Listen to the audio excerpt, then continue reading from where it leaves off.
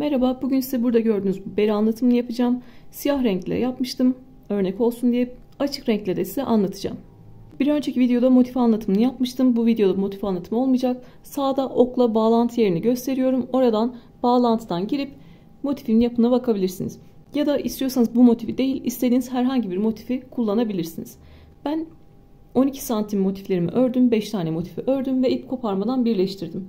Siz istiyorsanız İğne iplikle dikebilirsiniz. Onu da videonun içerisinde söyledim nasıl olacağını, ölçüleri nasıl ayarlayacağınızı da söyledim. Videonun içerisinde göreceksiniz. Yine başımıza ölçerek ilerledik. Çocuğumuza da yapıyorsak evdeki beresine göre ya da başına göre ilerleyerek çocuğumuzun beresini de örebiliriz. Ben yetişkinler için standart bir beden yaptım. Eni yaklaşık 25 santim, boyu 23 santim. Beremiz bu şekilde.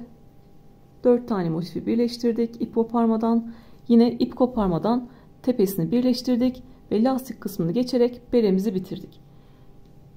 Bir bütün örgüde ip koparmadan birleştirme yaptık. Kullandığım iplerin renk kodunu da şu an ekrana ekliyorum. Ayize Cotton Gold ipler kullandım. Yarn Şins ipler de kullanabilirsiniz. Onlar da pamuklu ipler ya da istediğiniz ipleri kullanabilirsiniz. Bu örgüyü de yine yeni başlayanlar, özel gereksinimli arkadaşlar ya da yaşı daha küçük arkadaşlar daha rahatça anlayabilsin ve çevirilerde düzgün çevrilebilmesi için yavaş yavaş ve tek tek anlattım. Anlatım size yavaş gelirse oynatma hızından hızlandırarak izleyebilirsiniz. Şimdi artık bere yapımına geçelim. Bere için 5 tane motife ihtiyacımız var. İstediğiniz motifi kullanabilirsiniz. Anlatımını yapmıştım, dediğim gibi 12 santimlik motiflerim var. Şimdi bereyi kendimize göre nasıl ayarlayacağız derseniz, yetişkinler için eninde 24-25 santim yeterli geliyor.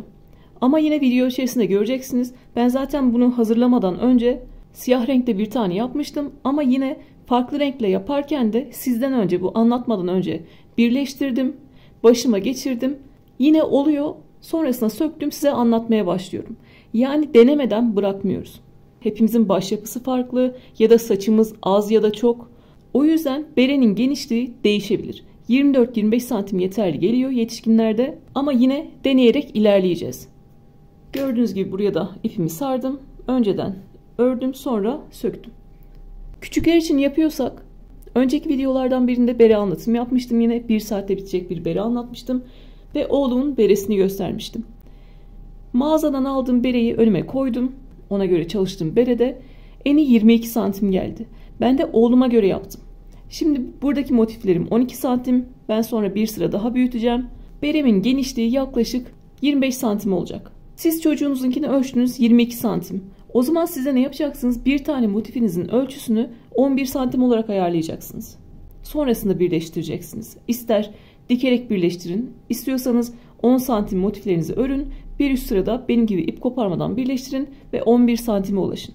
Benden çocukların için ölçü isteyeceğinizi biliyorum.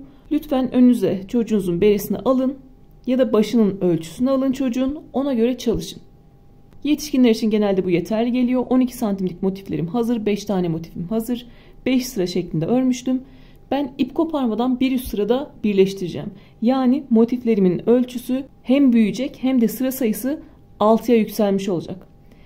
Siz ip koparmadan birleştirmek istemiyorsanız, dikerek birleştirmek istiyorsanız o zaman siz bir sıra daha örün ve iğne iplikle dikerek birleştirebilirsiniz ya da tığla birleştirebilirsiniz. İp koparmadan birleştirmeye başlıyoruz. Dikerek birleştirecekler. Motiflerini tam şekilde örüyorlar. Biz bir sıra eksik ördük. Bir üst sırada motiflerimizi hem birleştireceğiz hem de bir sıra büyüteceğiz. Gelebilecek soruları en başta yanıtladım. Artık örgümüze geçebiliriz. Üst üste 4 tane motif yerleştireceğiz, birleştireceğiz. Öncelikle ilk motifin 3 kenarını örerek başlıyorum. Köşede biliyorsunuz 3 tane ikili trabzan, arada 2 zincir, 3 tane ikili trabzan yapıyoruz. Bir kenarı örmeyeceğim için başlarken sadece 3 tane ikili trabzanla başlıyorum. Bir zincirle bir ilmek yapıyorum. İpimi döndürdüm ve halka yaptım. 2.75 milim tığ kullanıyorum yine. Bir zincirle bir ilmek oluşturdum. İkili trabzan öreceğim için tığın başına bir kere doluyorum ve 2 ilmeği birlikte tutuyorum. İstediğiniz herhangi bir 2 zincirlik boşluktan başlayabilirsiniz. 2 zincirlik boşluğa girdim. Tığın üzerinde 3 ilmek var. İkisini birlikte alarak ikili trabzan yapıyorum. Aynı yere girdim. İkinci ikili trabzanı yaptım ve aynı yere girdim. Üçüncü ikili trabzanı yaptım. İlmeğimi de bu şekilde gizledim. Dışarıda kalan ilmeği kesebilirim. İlmekten kalan ipi kestim. Köşede başlarken bu şekilde yarım şekilde başlayacağız. Burayı artık sıra sonunda tepeyi örmeye başlarken kapatacağız. Motif örümünde biliyorsunuz aradaki boşluklara 3 tane ikili trabzan yapıyoruz. Şimdi arada oluşan bu boşluklara 3 tane ikili trabzan yapıyorum. Köşeye kadar devam ediyorum. İlk motifte motif örümünü hatırlatacağım, sonra hızlı ilerleyeceğiz. Arada oluşan boşluklara 3 tane ikili trabzan yapıyorum. 5 tane boşluğumuz var. Siz kaç sıra yaptıysanız, ne kadar boşluğunuz varsa boşluklara 3 tane ikili trabzan yapıyorsunuz. Bir boşluktan diğerine geçerken arada zincir çekmiyoruz. Sadece köşelerde 2 tane zincirimiz var.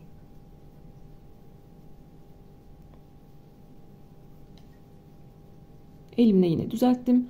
Yeni başlayanlar kendisi kontrol etsin lütfen. Başlarken 3 tane ikili trabzanla başladık köşede. Burayı sıra sonunda tamamlayacağız. Arada oluşan boşluklara 3 tane ikili trabzan yaptık ve köşeye kadar geldik. Burada köşeyi tam şekilde öreceğim. Köşeye ne yapıyoruz? 3 tane ikili trabzan, araya 2 zincir ve aynı yere 3 tane ikili trabzan yapıyorum. Sonra yine bir alt sırada oluşan boşluklara 3 tane ikili trabzan yapıyorum.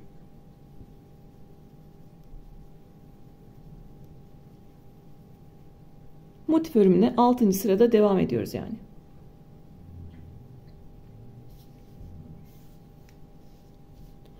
Buradan örmeye başladık. Burada köşeyi tam şekilde ördük. Yukarı kadar devam edelim. Buradaki köşeyi de tam şekilde örüyoruz. 3 tane ikili trabzan, araya 2 zincir, 3 tane ikili trabzan yapıyoruz. Yine arada oluşan boşluklara 3 tane ikili trabzan yapıyoruz. Buradaki köşeye de en son 3 tane ikili trabzan yapacağız ve bırakacağız. Çünkü buradaki kenarı örmüyoruz. Şimdi burayı tam şekilde örelim. Sıra sonuna kadar gelelim ve köşeye 3 tane ikili trabzan yapalım. Artık üstüne motif ekleyeceğiz. Buradan örmeye başlamıştık. Köşeyi tam şekilde ördük. Buradaki köşeyi de tam şekilde ördük ve sıra sonuna kadar geldik. Bilerek bu şekilde bıraktım. Ne yapıyoruz? Böyle tabak gibi görünüyorsa trabzan tepelerini ve zincir tepelerini açıyoruz ve örgümüzü düzeltiyoruz. Bu kadar kolay. El ütüsüyle örgümüzü düzelttik. Artık bir üst motife geçebiliriz. Köşede en son 3 tane ikili trabzan yaptım ve bıraktım. Bir üst motife geçiyorum. Arada 2 zincir çekiyorum. Tığın başına doladım. Yine ikili trabzan yapacağım için üstteki motifin istediğiniz herhangi bir köşesinden başlayabilirsiniz.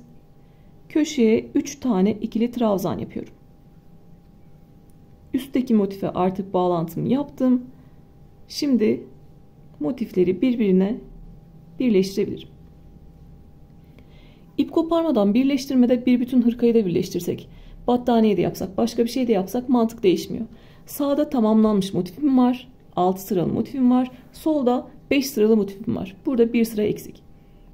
Birleştirme yaparken sağ tarafa sabitliyorum tamamlanmış yere. Sol tarafta da eksik olan kenarı örüyorum. Burayı da 6 sıraya çıkarmış oluyorum. Yapacağım işlem sağdaki boşluğa gir, kaydır, zincir çek. Soldaki boşluğa 3 tane ikili trabzan yap. Bunu aklımızda kodluyoruz. Sağdakine kaydır, zincir çek. Soldakine 3 tane ikili trabzan yap. Şimdi soldakine 3 tane ikili trabzan yaptık köşeye. Tığı çıkartıyorum. Buradaki boşlukları kullanıyoruz. İlk boşluğa girdim. İpimi aldım ve bir zincir çektim. Tığın başına doladım. Soldaki boşluğa geliyorum. 3 tane ikili trabzan yapıyorum. Kodlamamız neydi? Sağdakine kaydır, zincir çek. Soldakine 3 tane ikili trabzan yap.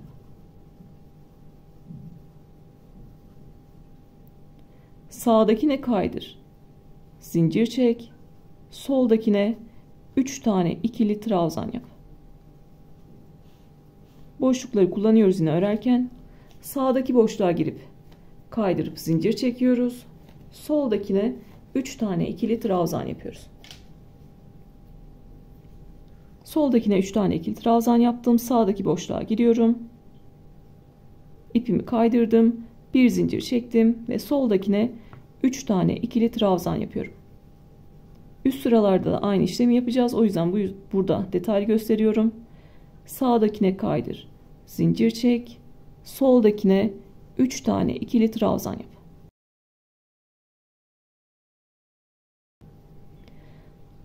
Köşeden önceki son boşluktayım. Sağdakine kaydır. Zincir çek. Burada köşeye 3 tane ikili trabzan yapıyorum.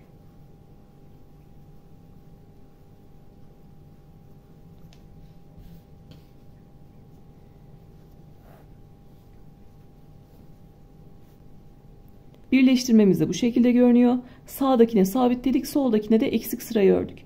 Sağdakinde 1, 2, 3 tane mum ışığı rengiyle ördüğüm sıra var. Soldakinde de 1, 2, 3 tane sıram var. Yani sıraları eşitlemiş oldum. Karşılıklı üçlü gruplar denk geldi. Köşelerden başlamıştık. Sonra aradaki üçlü grupları ördük. Ve karşılıklı denk geldi. Şimdi burada yine köşeden devam ediyorum. Köşeye 3 tane ikili trabzan yapmıştım. Sağdaki motifin köşesine sabitleyeceğim. Arada bir zincir çekiyorum. Sağdaki motifin 2 zincirlik köşe boşluğuna girdim ve kaydırdım. Tekrar bir zincir çekiyorum ve soldaki köşe boşluğuna 3 tane ikili trabzan yapıyorum. Köşeyi de bu şekilde tamamlamış oluyorum. Elimizle yine bu şekilde birleştirme yerimizi düzeltiyoruz. Gördüğünüz gibi tüm karşılıklı gruplar denk geldi. Burada da köşeyi yapmış olduk. Yine yukarı doğru devam ediyorum. 3 kenar öreceğimizi söylemiştik. Birinci kenarı birleştirirken ördük. İkinci kenarı tam şekilde örelim. Yine köşeye 3 tane ikili trabzan, araya 2 zincir, 3 tane ikili trabzan yapalım ve buraya kadar gelelim. Burada yine köşede 3 tane ikili trabzan yapacağız ve bir üst motifte yine aynı birleştirme yapacağız. Buradaki birleştirme nasılsa üst tarafta da aynı şekilde devam edeceğiz. Şimdi buraya kadar gelelim. Bir sıra daha size birleştirmeyi göstereceğim. Sonra hızlı hızlı ilerleyeceğiz. Aradaki boşluklara 3 tane ikili trabzan yaparak devam ediyorum. Birinci motifte burada 3 kenarı örmüştük. Sonra ikinci motifi ekledik. İkinci motifte de bir kenarı birleştirirken ördük. Sonra ikinci kenarı tam şekilde ördük. Ve yine sıra sonuna kadar geldik. Üçüncü kenarda da köşede 3 tane ikili trabzan yapıyoruz. Arada 2 zincir çekiyoruz ve bir üst sıraya çıkıyoruz. Üst üste 4 kere aynı işlemi yapacağız. 2 zincir çektim. Tığın başına doladım bir kere. İstediğim herhangi bir köşeden örmeye başlıyorum. Köşeye 3 tane ikili trabzan yapıyorum. Öncelikle köşeleri birbirine sabitliyoruz. Sonrasında artık sağdakine kaydır, zincir çek. Soldakine 3 tane ikili trabzan yap. Soldaki köşeye 3 tane ikili trabzan yaptım. Artık sağdaki boşluğa giriyorum. Kaydırıp zincir çekiyorum. Soldakine 3 tane ikili trabzan yapıyorum. Burada gösterdiğim işlemi aynı yukarıda tekrarlıyorum. Sağdakine kaydır, zincir çek. Soldakine 3 tane ikili trabzan yap.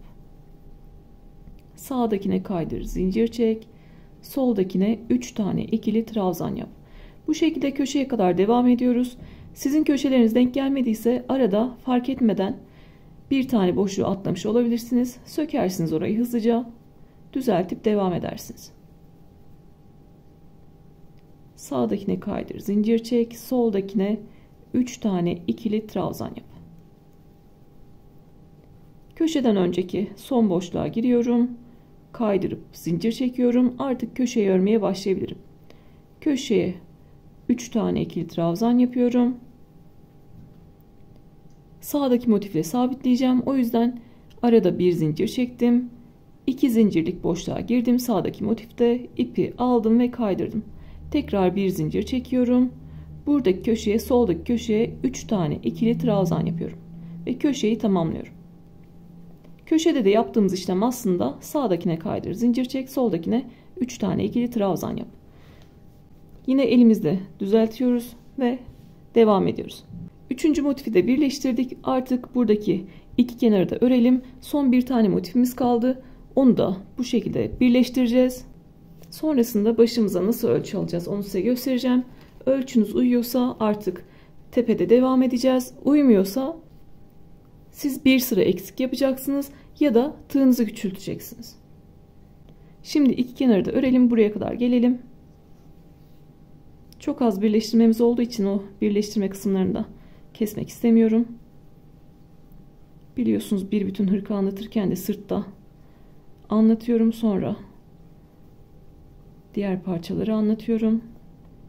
Bu teknikle herhangi bir ip koparma olmadan yumağınız yetene kadar birleştirme yapabiliyorsunuz. Daha konforlu bir yöntem.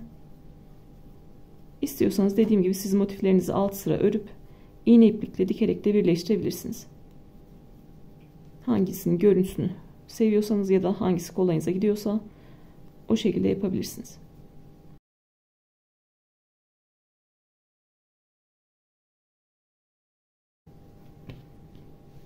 Yine elimizle düzleştiriyoruz. El ütüsü yapmadan bir üst sıraya çıkmıyoruz. Birleşim yerlerini ve motifi düzeltiyoruz. Artık bir üst motife geçebilirim. Bu bizim son motifimiz. Köşeye en son 3 tane ikili trabzan yaptım. Araya 2 zincir çektim. Tığın başına doluyorum. İstediğim herhangi bir köşeden 3 tane ikili trabzan örerek başlıyorum. Öncelikle köşeleri örüyoruz. Sonra sağdakine kaydır, zincir çek, soldakine 3 tane ikili trabzan yap. Bu şekilde köşeye kadar gelelim.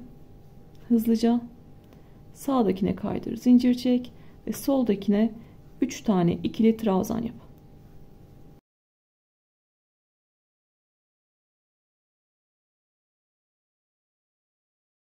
Yine birleştirmelerle devam ettim. Köşeye kadar geldim. Köşede en son 3 tane ikili trabzan yaptım. Bu köşeyi de tekrar göstermek istiyorum. Arada bir zincir çektim. Sağdaki motifin 2 zincirlik köşe boşluğuna girdim ve kaydırdım. Tekrar bir zincir çekiyorum ve buradaki köşeye 3 tane ikili trabzan yapıyorum. Burada yukarı kadar geleceğiz. Sadece bu kenarı öreceğiz. Burada artık bu kenarla bu kenarı birleştireceğiz ve başımıza geçireceğiz. Bu kenarı da örüyorum. Boşluklara 3 tane ikili trabzan yapıyorum.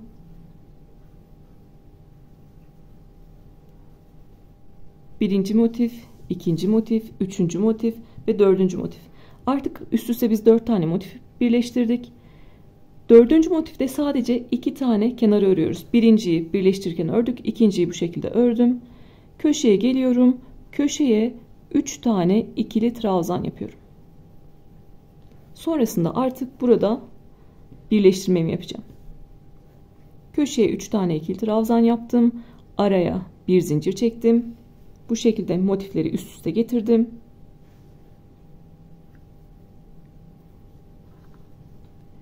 Buradaki 2 zincirlik boşluğa kaydırıyorum. Tekrar bir zincir çektim ve köşeye 3 tane ikili trabzan yapıyorum. Yapacağım işlem, birleştirme tekniğim değişmiyor. Yine sağda tamamlanmış motif var. Köşeleri örerek başladık. Yine sağdakine kaydır, zincir çek, soldakine 3 tane ikili trabzan yap. Bu şekilde köşeye kadar devam edelim. Sağdakine kaydır, zincir çek ve soldakine 3 tane ikili trabzan yap. Bu kenarı birleştirdiğimizde başımıza geçireceğiz. Çocuğunuza göre yaptıysanız çocuğunuzun başına geçiriyorsunuz. Başımızın içinde dönmesin, böyle çok geniş olmasın. Bere biliyorsunuz zaten. Daha sıkı kullanıyoruz. Kendi saç yapınıza göre, yoğunluğunuza göre, başımızın büyüklüğüne, küçüklüğüne göre içinize siniyorsa devam ediyorsunuz. Yok bu bana büyük geldi diyorsanız, biz burayı şimdi 2.75 ile ördük. Siz buradaki mum ışığı rengiyle 2.5 ile örebilirsiniz. Yani motifinizin ölçüsünü küçültebilirsiniz. Ya da küçük olduysa 2.75 ile ördük. Siz 3 ile örebilirsiniz. Burada en son köşeye 3 tane ikili trabzan yapacağım. Şöyle bir zincir çekiyorum ve uzatıyorum. Şimdi başımıza geçireceğiz. Ben de şimdi başıma geçirdim. Bu kısmı alnıma güzel oturuyor. Normal diğer berelerim nasılsa o şekilde oturuyor. Dediğim gibi dar gelseydi, çok sıksaydı ben burada 2.75 ile ördüm. O zaman 3 milimle örerdim. Ölçüsünü büyütmek için. bol gelseydi ve başımın etrafında dönseydi bu bere, bol olsaydı, o zaman da 2.75 ile değil de 2,5 milimle örerdim. Yani bu aşamada tığ numaranızı büyüterek ya da küçülterek başınıza uygun hale getiriyorsunuz. Yine fotoğrafını eklerim. Dediğim gibi bu benim şimdi ikinci denemem oldu. Size videoya başlamadan yine ben kendim deneme yaptım. Orada da başıma geçirdim. 2.75 milimde olmasaydı 2,5 milimle örecektim. Bol gelseydi. Dar gelseydi de 3 milimle örecektim. Çocuğunuza da aynı şekilde ilerliyorsunuz. Lütfen başınıza geçirmeden bitirmeyin. Sonrasında sökmektense bir bütün örgü bu şekilde deneyerek ilerlemekte fayda var. Gördüğünüz gibi söktüğüm yeri tekrar örüyorum. Söktüğümüz ipi atmıyoruz, tekrar kullanıyoruz. Şimdi siz de bu aşamaya kadar geldiniz. Artık burada tek bir motifimiz kaldı. Bunu da tepeye yerleştireceğiz. Bir bütün 5 motifi yani ip koparmadan birleştireceğiz. Sonra lastik kısmına geçeceğiz. Şimdi siz de lütfen deneyin. Sonrasında oluyorsa artık benimle beraber devam edebilirsiniz. Olmuyorsa kendinize uygun hale getirin. Yine bu bölümde beraber devam edelim. Köşeye en son 3 tane ikili trabzan yaptım. Biliyorsunuz buradaki kenarı örmemiştik. 3 kenarı ördük, birer kenarları örmemiştik. Şimdi tepe kısmında burayı da 3 sıraya çıkarmış olacağız. Öncelikle tepede bir sıra öreceğiz. Tüm motifi 4 kenarında 3 sıraya çıkarmış olacağız. Köşeye 3 tane ikili trabzan yapmıştım. Araya 2 zincir çekiyorum ve köşeye 3 tane daha ikili trabzan yapıyorum. Örmediğimiz kenarı örüyoruz artık. Sonra ne yapıyorum? Aradaki boşluklara 3 tane ikili trabzan yapıyorum. Birleştirme yerine kadar aradaki boşluklara 3 tane ikili trabzan yapalım. İlk motifin bir kenarını daha örmüş olduk. Tüm motif kare şekilde 3 sıraya çıkmış oldu. Köşeye en son 3 tane ikili trabzan yaptım ve köşeyi tamamladım. Başlarken 3 tane ikili trabzanla başlamıştık. Burayı en son tamamlayacağız demiştim. Köşeye 3 tane ikili trabzan yaptık. Şimdi birleştirme yerini nasıl geçiyoruz? Köşeye 3 trabzan yaptıktan sonra araya bir tane zincir çektim. Burada 2 zincir çekmiştik arada. 2 zincirlik boşluğa giriyorum. İpi aldım ve ilmekten kaydırdım. Tekrar bir zincir çekiyorum. Tığın başına doladım. Ve köşeye 3 tane ikili trabzan yaparak diğer motifin kenarında örmeye devam ediyorum. Burada birleştirme yaparken ne kodlamıştık? Sağdakine kaydır, zincir çek, soldakine 3 tane trabzan yap. Buradaki birleştirme yerini geçerken ne kodluyoruz? Bir zincir çek, kaydır, bir zincir çek, örmeye başla. Bir zincir çek, kaydır, bir zincir çek, örmeye başla. Şimdi buradaki kenarı aradaki boşluklara 3 tane ikili trabzan yaparak tamamlayalım. Köşeye en son 3 tane ikili trabzan yapalım.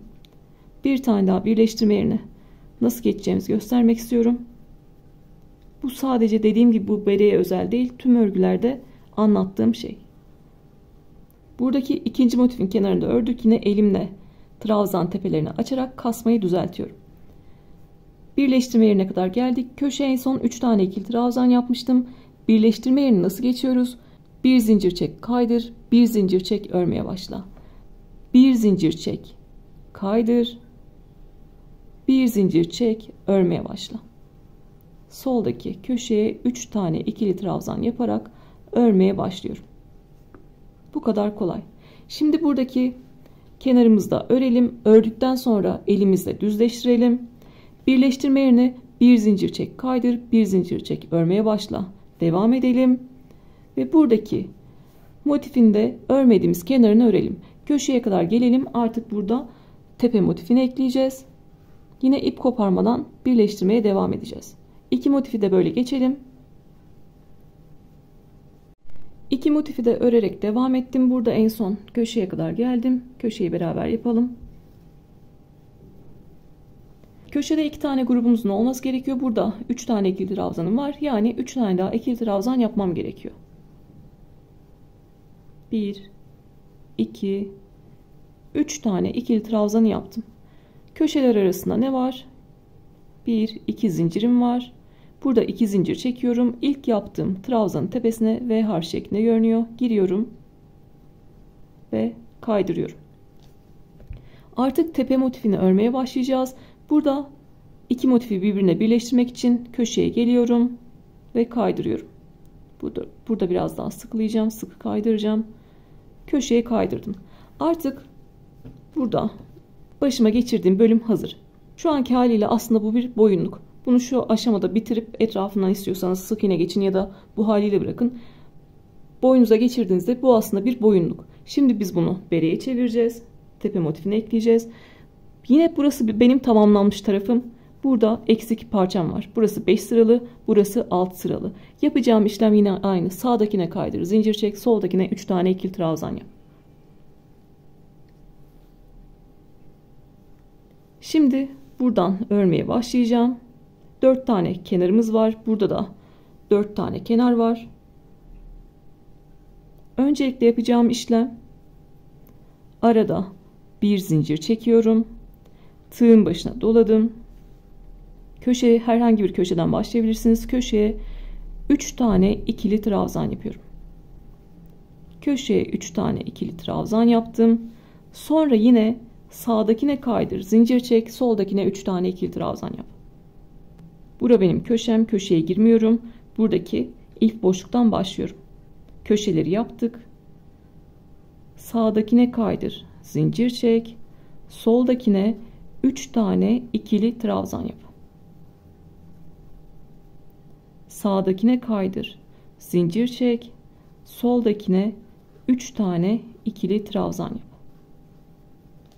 Şöyle de göstermek istiyorum. Burada bir zincir çektik. Sonra köşeye 3 tane ikili trabzan yaptık. Gördüğünüz gibi köşeler yine karşılıklı denk geldi. Ve karşılıklı üçlü gruplar denk geldi. Birleştirme yerine kadar devam edelim.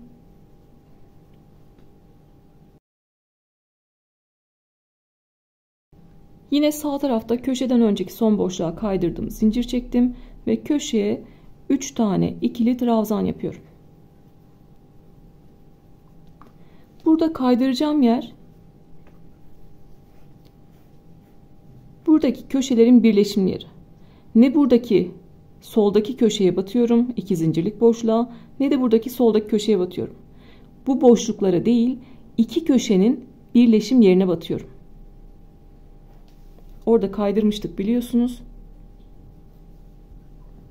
Köşeye 3 tane ikili trabzan yaptım. Araya bir zincir çektim ve iki köşenin birleşim yerine kaydırdığım yere batıyorum ve kaydırıyorum.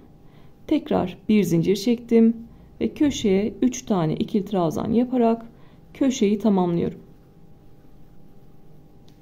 Sonra yine sağdakine kaydır, zincir çek, soldakine 3 tane ikili trabzan yap.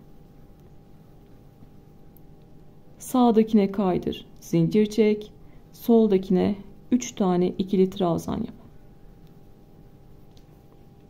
Köşelerin birleşim yerine kaydırarak gördüğünüz gibi düzgün bir görüntü elde ettik. Tüm köşeler 1, 2, 3 köşenin de bağlantı noktası ortası.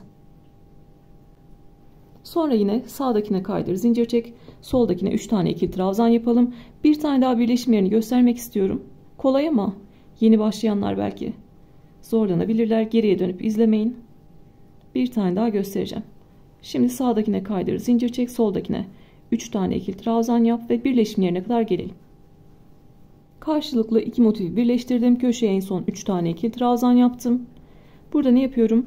Arada bir zincir çekiyorum ve iki köşenin birleşim yerine batıyorum. Herhangi bir boşluğa değil, iki köşenin birleşim yerine batıyorum.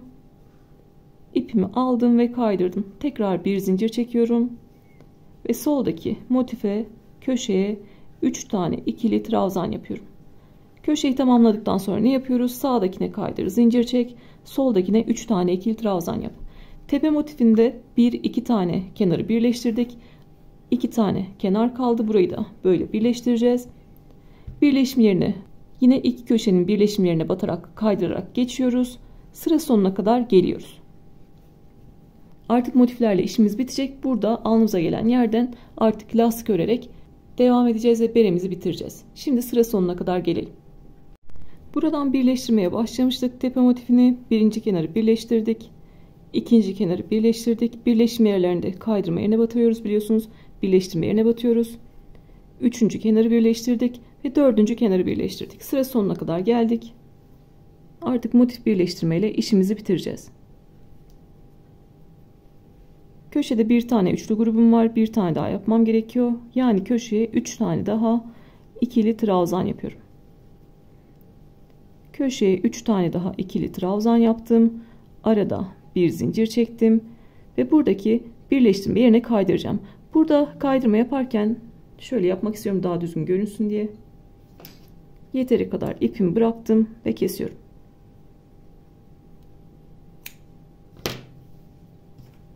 Burada en son köşede 3 tane ikili trabzan yaptık. Arada bir zincir çektim. Daha düzgün görünmesi için örgünün içinden giriyorum. Birleşim yerine, iki köşenin birleşim yerine giriyorum. Daha küçük bir tığ numarasıyla ipimi aldım ve örgünün içine çektim. Bu şekilde görüntüsü daha düzgün oluyor. O yüzden bu şekilde yapıyorum. İpimi aldım, arkaya çektim. Zaten ipimizi orada kesip gizleyecektik. Bu şekilde görüntüsü de daha düzgün oldu. Dışarıdan yaptığımda bombeli bir görüntü oluyor. Fazladan bir ip görüntüsü oluyor. Ondan hoşlanmıyorum. O yüzden burada içine çektim. Şimdi burada artık ipimizi de gizleyelim. Burada öncelikle bir zincirle buraya sabitliyorum ki sonrasında ipim oradan sökülmesin. Zaten ip koparmadan birleştirdik. Benim ipim buradan sökülmeye başlarsa 5 tane motifim de sökülür. Sonrasında artık buradaki motifin köşesinde örgümü gizleyebilirim. İpimi gizleyebilirim.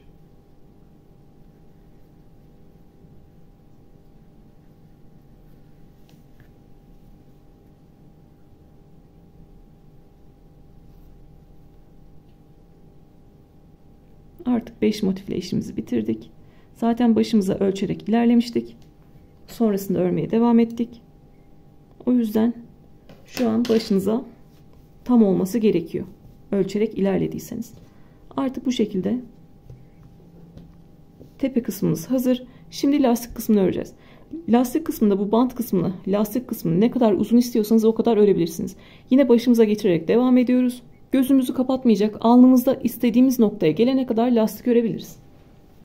Ben burada lastik örerken bir sıra ikili trabzan geçtim. Birleşim yerlerini düzeltmek için onun üzerine 3 sıra lastik ördüm. İpim aynı olmasına rağmen sadece renkleri farklı. Elimin sıkılığı, gevşekliği değişebilir. Ben bunu örerken belki gevşek örmüşümdür, belki sıkı örmüşümdür. O yüzden burada 3 sıra lastik ördüm diye burada da 3 sıra örmek zorunda değilim. Başıma geçiririm. 3 sıra ördüğümde az mı geldi? O zaman 4 sıra örerim. Ya da 3 sıra ördüğümde gözümü mü kapatıyor? İstemediğim bir noktada mı kaldı? O zaman 2 sıra geçerim. Yani lastik de başımıza geçireceğiz. O şekilde yapacağız. Çocuğumuz için de kendimiz için de geçerli. Beremizden öncelikle bir sıra ikili trabzan geçeceğiz. Ve buradaki birleşim yerlerini düzelteceğiz. Zemini düzelteceğiz. Zemin ne kadar düzgün olursa lastik kısmı da o kadar düzgün olur. Hırkalarda da, yeleklerle de, başka örgülerde de bu şekilde ilerliyoruz biliyorsunuz. Öncelikle işimiz zemin düzelteceğiz. Bir zincirle bir ilmek oluşturuyorum. İkili trabzan öreceğim için tığın başına bir kere doladım. Ve istediğiniz bir birleştirme yerinden başlayabilirsiniz. İki motifin birleşim yerinden başlayacağız. İstediğiniz herhangi bir birleşim yerinden başlayabilirsiniz. İki köşenin birleşim yerine batıyorum. İpi aldım. Tığın üzerinde 3 ilmek var. İkisini birlikte örerek ikili trabzanla başlıyorum. Tığın başına doladım. Köşeye bir tane ikili trabzan yapıyorum. İlmeği de arada gizleyerek ondan da kurtulmuş oluyorum. Birleşim yerine bir tane ikili trabzan, köşeye bir tane ikili trabzan ve aşağıdaki ikili trabzanların üzerine birer tane ikili trabzan yapacağız. Zemini bu şekilde düzelteceğiz.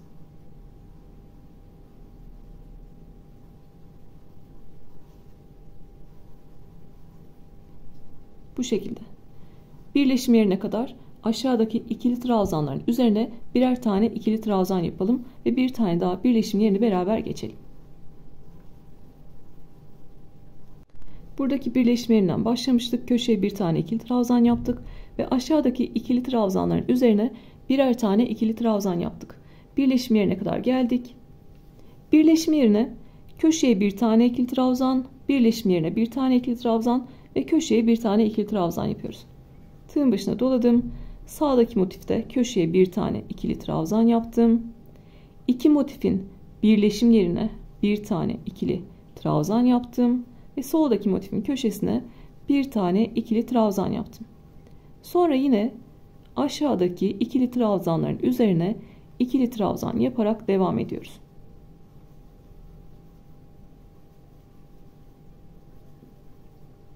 Gördüğünüz gibi birleşim yerlerini de düzeltmiş olduk. Şimdi ikili trabzanlar yapmaya devam edelim. Birleşim yerlerinde köşeye bir tane ikili trabzan, birleşim yerine bir tane ikili trabzan, köşeye bir tane ikili trabzan yapalım.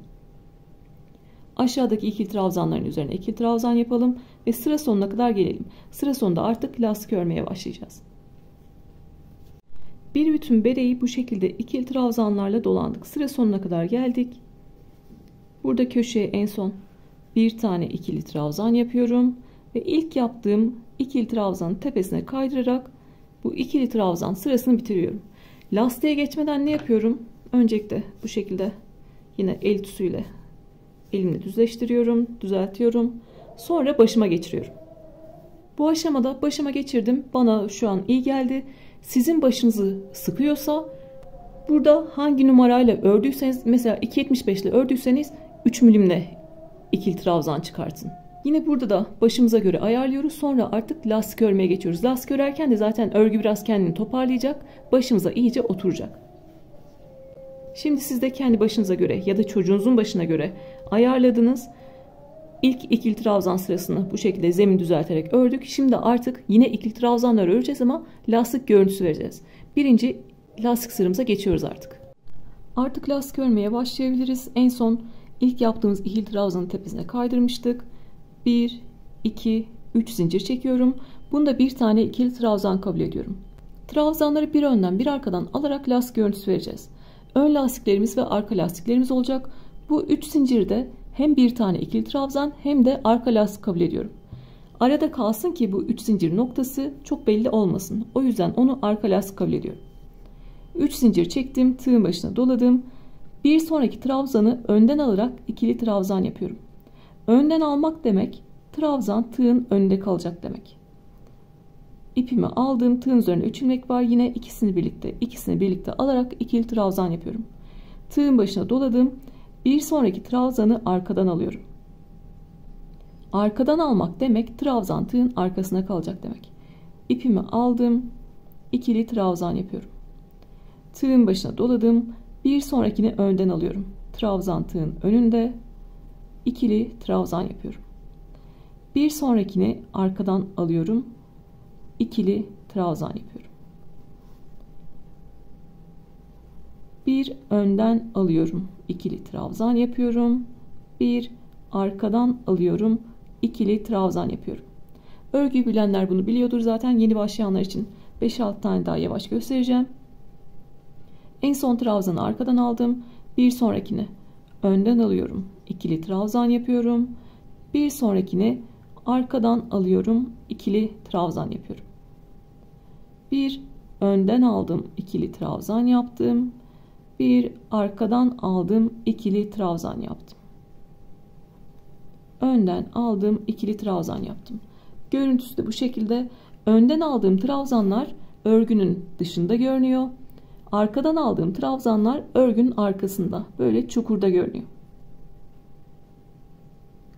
Bu şekilde bir bütün ikili trabzanları önden arkadan alarak dolaşıyoruz. Zaten zemini düzeltmiştik. Bu bizim ilk lastik sıramız. Bir önden bir arkadan, bir önden bir arkadan alarak örüyoruz.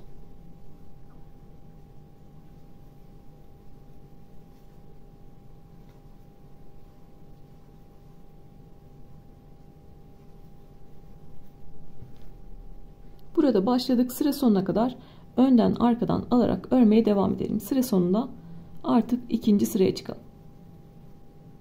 Sıra sonuna kadar bir önden bir arkadan alarak dolandım. Sıra sonunda en son ön lastikle bitmem gerekiyor. Zaten sayılarımız denk geldi. Ön lastikle bittim. Gördüğünüz gibi 3 zincir noktası arada kalmış oldu. O yüzden onu arka lastik kabul etmiştim. Şimdi siz farklı sayılarda yapmış olabilirsiniz. Burada ön lastik denk gelmedi diyelim. Bunu biliyorsunuz, hırka, yeleklerde de bu şekilde yapıyoruz. Ön lastik denk gelmediyse böyle 6-7 tanesini söküyorsunuz. En son ön lastikte bıraktınız. Tığın başına doladım. 2 tane trabzanı arkadan alıyorsunuz. En son ön lastiği ördünüz. 2 trabzanı arkadan alıp örüyorum. Burada ön lastiğe denk gelsin diye 2 tane trabzanı arkadan alıp örüyorum. Birinin ipinden biraz aldım, birinin ipinden biraz aldım ve 2 trabzanı birlikte ördüm. Bir trabzanın ipinden biraz, bir trabzanın ipinden biraz alarak hem de trabzanları birbirine yaklaştırmış oldum. Sonra önden arkadan alarak örmeye devam ediyoruz. O zaten belli olan bir şey değil. Büyük örgülerde de küçük örgülerde de böyle denk getiremediyseniz, denk gelmediyse bu sizinle değil, sayılarla alakalı. 6-7 tane söküyorsunuz. 2 tane trabzanı arkadan alıp ördüğünüzde ön lastik olarak denk geldiğini göreceksiniz. Ben de zaten denk gelmişti, o yüzden şimdi yine sıra sonuna kadar devam ediyorum. Artık bir üst sıraya çıkabiliriz. En son ön lastiği yaptık. Buradaki 1, 2, 3. zincirin içine giriyorum. İpimi aldım ve kaydırdım. İkinci sıraya çıkabilirim. 1, 2, 3 zincir çekiyorum. Bunda bir tane ikili trabzan ve yine arka lastik kabul ediyorum. Artık işimiz çok kolay. Önde gördüğüm trabzanı önden alıp örüyorum. Arkada gördüğüm trabzanı arkadan örüyorum. Önde gördüğümü önden aldım, ördüm. Arkada gördüğümü arkadan aldım, ördüm. Önde olanı önden aldım, ördüm. Arkada olanı arkadan aldım, ördüm. Yine bir önden bir arkadan alarak örmeye devam ediyoruz. Artık ikinci lastik sırasına çıkmış olduk. Lastiğimiz daha belirgin hale geldi. Başınıza geçirdiğinizde artık örgünün, berenin sizin başınızı daha sık sardığını göreceksiniz. Lastik orada bir toparlama işlemi yapacak ve başınızı saracak.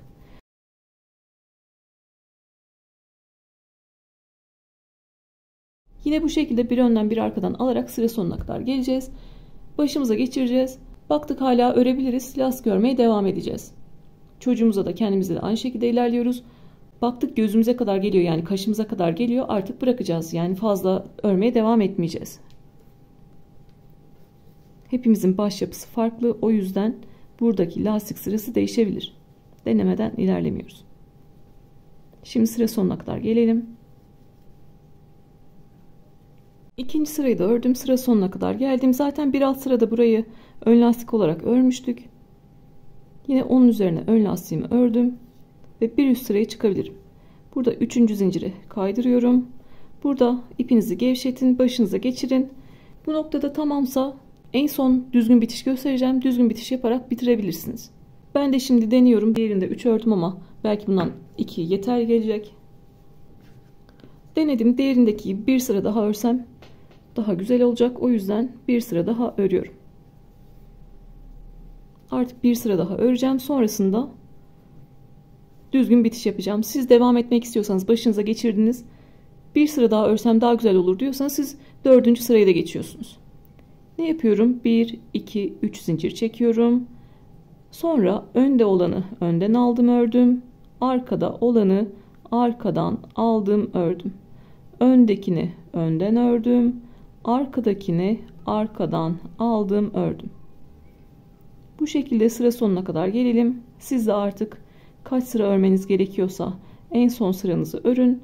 Sıra sonunda düzgün bir bitişle beremizi bitirelim. Sonrasında ölçülerini söylemek istiyorum. Kaç gram ip gittiğini söylemek istiyorum. Ve beremiz bitmiş olsun. 3. sıranın sonuna da geldim. Artık beremi bitirebilirim.